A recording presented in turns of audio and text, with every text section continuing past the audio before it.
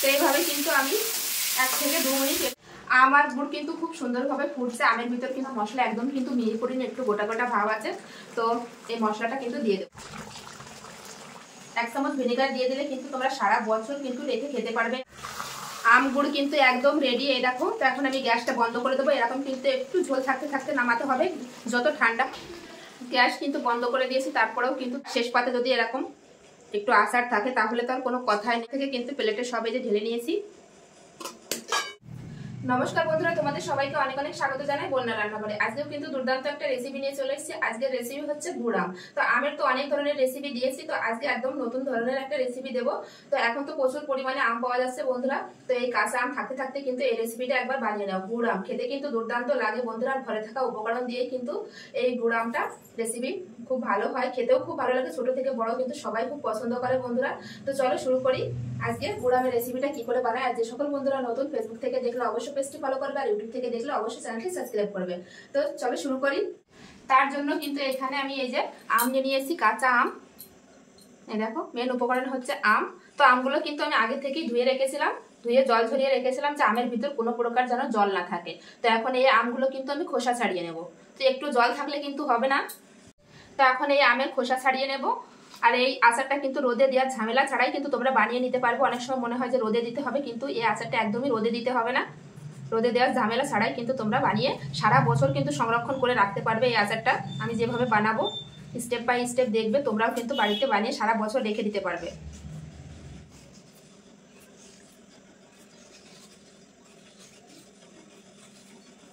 খুব ভালোভাবে কিন্তু খোসা ছাড়িয়ে নিয়েছি। এইভাবে কিন্তু সব আমের খোসা ছাড়িয়ে নেব। প্রথমে আমের খোসা কিন্তু খুব ভালোভাবে ছাড়িয়ে নিয়েছি, সব আমের খোসা কিন্তু ছাড়িয়ে নিয়েছি। এখন আমগুলো কেটে নেব।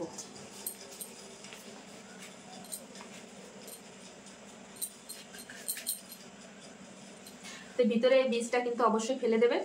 তো এবার তোমরা তোমাদের পছন্দ অনুসারে কাটতে পারো, যেমন ছোট বড়। তো আমি আজকে এরকম লম্বা লম্বা করে কাটবো, ঠিক এরকম ভাবে। যে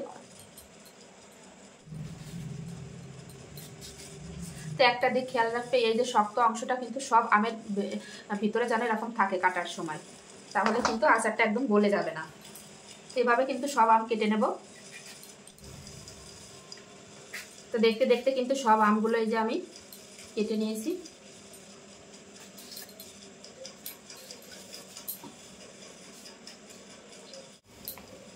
তো আর এই একটা আম আছে, এটাও কিন্তু একইভাবে এই যে কেটে নিলাম। তো সব আমগুলো কিন্তু আমি কেটে নিয়েছি এই যে। এবার এই আমের ভিতর দিয়ে দেব 1 চামচ লবণ, আর দিয়ে দেব 1 চামচ হলুদ। দিয়ে সুন্দর করে কিন্তু মেখে নেব লবণ আর হলুদটা। আমি কিন্তু খুব সুন্দর করে লবণ আর হলুদ মেখে নিয়েছি। এভাবে রেখে দেব। তো এভাবে রেখে দেব, দিয়ে কিন্তু গ্যাসটা জ্বালিয়ে নেব। তো এবার এই আচারের জন্য কিন্তু আমি একটা মশলা ভেজে নেব। তার জন্য কি কি নিয়েছি বলে দিই। এখানে নিয়েছি গোটা ধনে, গোটা জিরে, আর নিয়েছি মৌরি। তো এই 3টে উপকরণ দিয়ে কিন্তু আজকে আমি আচারটা করব। তো এখন আমি শুকনো খোলায় কিন্তু একটু ভেজে নেব। একদম সবারই ঘরে থাকে কিন্তু এই মশলাগুলো।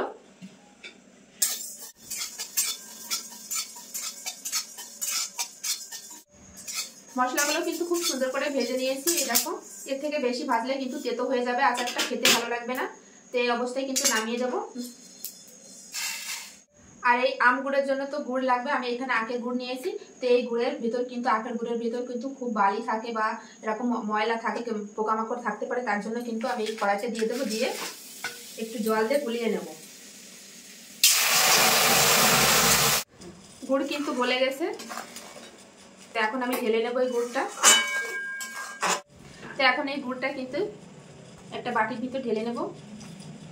কড়াই কিন্তু ধুয়ে গ্যাসের উপর বসিয়ে দিয়েছি। এখন দিয়ে দেবো আচার বানানোর জন্য দেবো সরষের তেল। অবশ্যই কিন্তু তোমরা সরষের তেলে আচার বানাবে, তাহলে কিন্তু খেতেও ভালো লাগবে আর অনেকদিন পর্যন্ত যাবেও। তেল কিন্তু গরম হয়ে গেছে। এখন ফোড়ন করে নেবো। ফোড়নে দিয়ে দেবো হচ্ছে 3টে শুকনো লঙ্কা, আর দিয়ে দেবো হচ্ছে 5 ফোড়ন।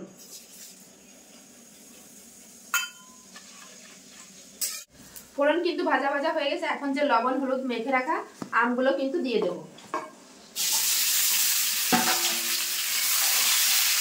দিয়ে খুব সুন্দর করে একটু নেড়ে নেব।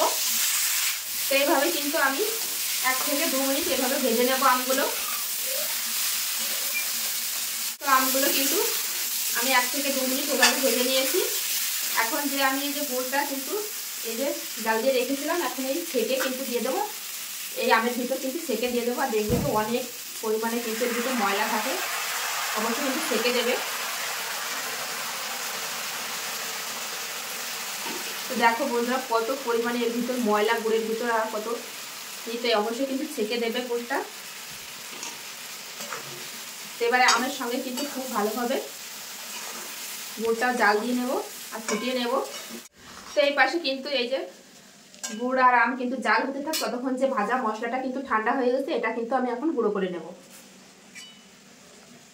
আম আর গুড় কিন্তু খুব সুন্দরভাবে ফুটছে, আমের ভিতর কিন্তু গুড়টা খুব ভালোভাবে চলে যাবে। তো আম আর গুড় কিন্তু খুব ভালো করে জাল দিয়ে নিয়েছি। এবার যে ভেজে রাখা মশলা একদম কিন্তু মিহি করিনি, একটু গোটা গোটা ভাব আছে, তো এই মশলাটা কিন্তু দিয়ে দেবো। দিয়ে মশলা দিয়েও কিন্তু আমি খানিকক্ষণ ফুটিয়ে নেব, যাতে মশলা গুড় আমের ভিতর খুব ভালোভাবে যায়।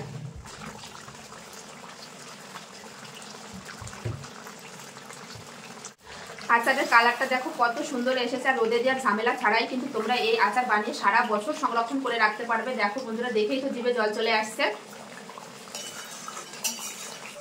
আচারটা প্রায় হয়ে আসছে। তো এখন আমি 1 চামচ ভিনেগার দিয়ে দেবো।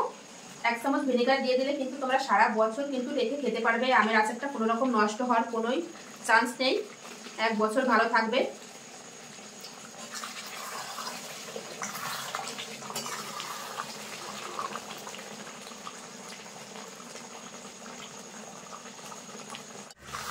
আম গুড় কিন্তু একদম রেডি। এই দেখো, তো এখন আমি গ্যাসটা বন্ধ করে দেবো। এরকম কিন্তু একটু ঝোল থাকতে থাকতে নামাতে হবে।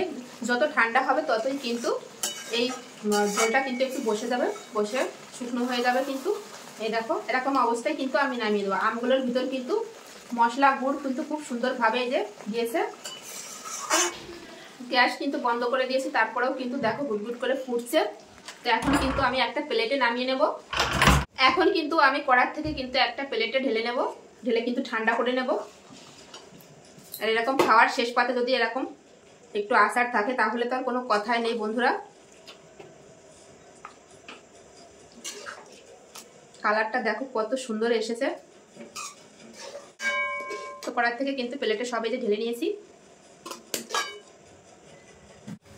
আচার কিন্তু কড়াই থেকে প্লেটে যে ঢেলে নিয়েছে। আর দেখো এখনই কিন্তু ঝোলটা অতটা বোঝা যাচ্ছে না, আর কিন্তু অনেকটাই কিন্তু এই যে গাঢ় হয়ে আসছে। আর দেখো কিন্তু আমগুলো কিন্তু একদম গলে যায়নি, কিন্তু গোটা গোটায় আছে। খেতে কিন্তু দুর্দান্ত লাগে বন্ধুরা এই আমগুলো। তো তোমরাও কিন্তু বাড়িতে একবার ট্রাই করবে। আর দেখো কত সুন্দর হয়েছে, কালারটাও দেখো বন্ধুরা কত সুন্দর এসেছে। দেখেই তো লোভ লেগে যাচ্ছে বন্ধুরা। এরকম আচার যদি থাকে না, খুবই ভালো লাগে খেতে। তো বাচ্চা থেকে বড় কিন্তু এটা সবাই খেতে পারবে, কারণ এতে কিন্তু বেশি পরিমাণে ঝাল দেওয়া নেই। তো আজকের এই আম গুড়ের রেসিপি কেমন লাগলো বন্ধুরা অবশ্যই কিন্তু কমেন্টে জানাবে। ভালো লাগলে অবশ্যই লাইক কমেন্ট শেয়ার করবে, শেয়ার করে কিন্তু অন্যকে দেখার সুযোগ করে দেবে। তো চলো বন্ধুরা, সবাই ভালো থাকবে, সুস্থ থাকবে। ফিরে আসছে এরকম নিত্য নতুন রেসিপির সঙ্গে। আর যারা যারা এখনো পর্যন্ত আমার চ্যানেলটি সাবস্ক্রাইব করে, তো প্লিজ বন্ধুরা চ্যানেলটি সাবস্ক্রাইব করে আমার পাশে থেকো। বাই।